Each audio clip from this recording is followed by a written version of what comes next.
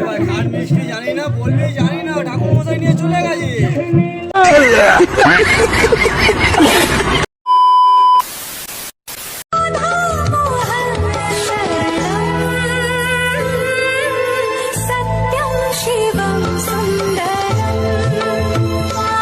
Hello everyone, welcome back to my Facebook mini blog. 15ই February ছিল মহাশিবরাত্রি। তো আজকে মহাশিবরাত্রির দিন কী করেছিলাম সেই ব্লগটা আজকে তোমাদের সাথে শেয়ার করব। সবার প্রথম আমাদের ঘরের মহাদেবকে আমরা স্নান করিয়ে সোজা মন্দিরে চলে এসেছিলাম। তখন 7টা সাড়ে 7টা হবে।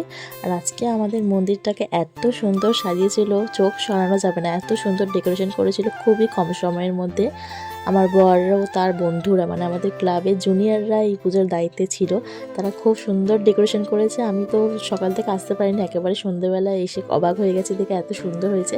আর এই যে সখীগণ সবাই এখানে বসে মজা করছে। এটা আমাদের ক্লাব, আমাদের ক্লাবে এখন কাজ চলছে। আর এই যে পায়েল, সোনালি, এখানে আরও অনেকে রয়েছে, ওরা খুব মজা করছিল ভিতরে। ওই যে আমি আর আমার বর দাঁড়িয়ে দাঁড়িয়ে বেলপাতা ছাড়াচ্ছিলাম। 108টা বেলপাতা ঠাকুরমশাই রেডি করতে বলেছিলেন, সেগুলো আমি আর আমার বর ওখানে দাঁড়িয়ে দাঁড়িয়ে বেলপাতাগুলো বাঁচছিলাম, কোনটা ভালো কোনটা খারাপ। আর আজকে আবার বর যে পাঞ্জাবিটা পরেছে, এটা আমি অনেক রিকোয়েস্ট করে ওকে পরতে বলেছিলাম, ও তাই পরেছে। এখন টিউশন পড়াতাম, সেই মাইনেতে আমি ওকে কিনে দিয়েছিলাম 3 বছর আগে। আর আমার শাশুড়িমা যেখানে বসবে, যেখানে দাঁড়াবে, সেখানে এই কুকুরগুলো ওনার পাশে এসে বসে আদর খায়। আসলে ওরা যেখানে ভালোবাসা পায় সেখানেই তো থাকে। তো আমার শাশুড়ি যেখানেই যাবে এই কুকুরগুলো তার সাথে যায়।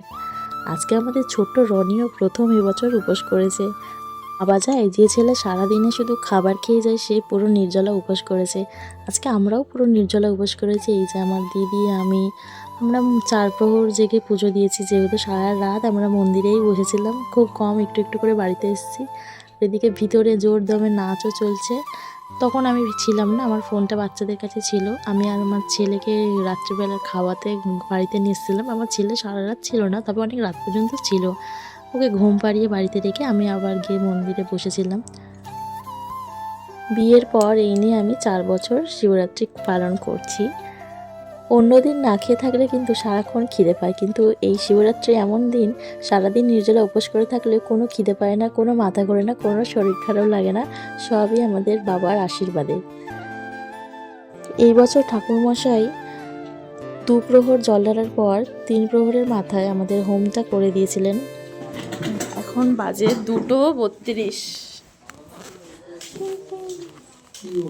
কি গো পুজো কি হয়ে গেল? না, এটা কি অবস্থা? মশা কি খাচ্ছে গো? কি অবস্থা? আমি এরকম করে ঘুমাতে পারতামই না। শুয়ে শুয়ে নিতে রে দাঁড়া। শুয়ে শুয়ে হোক, বসে বসে হোক, নিতে হবে। আমি কত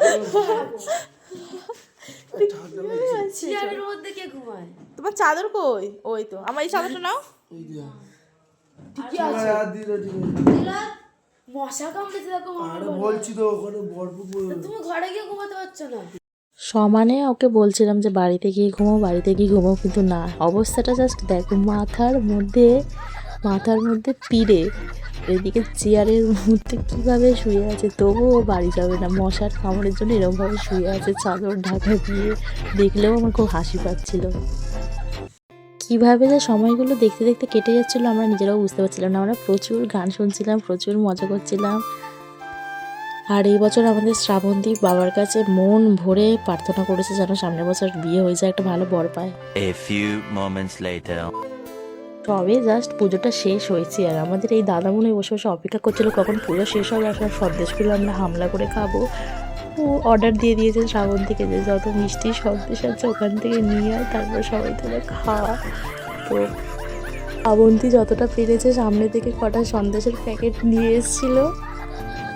আর আনার সাথে সাথে কিছুক্ষণের মধ্যে সব শেষ হয়ে গেছিলো। যে যেখান থেকে পেরেছে হাত তলিয়ে যে যার মতো তুলে নিয়েছে।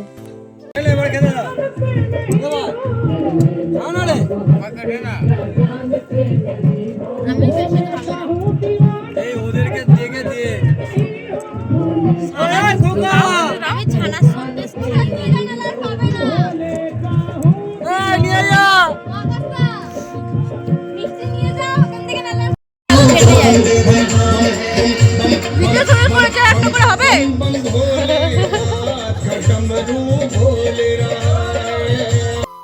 ভোর 5টা বাজে তখন আমাদের সব কিছু কমপ্লিট হয়েছে। আর এই যে আমরা রাস্তায় অনেকবার এপাশে ওপাশে করে হেঁটেছি, তো এখন চারিদিকটা অন্ধকার, আমাদের মন্দিরটাই শুধু আলোতে ফোকাস হচ্ছে। দেখো কীরকম লাগছে। তো ভিডিওটা এখানেই এন্ড করছি, অনেক বড় হয়ে গেল।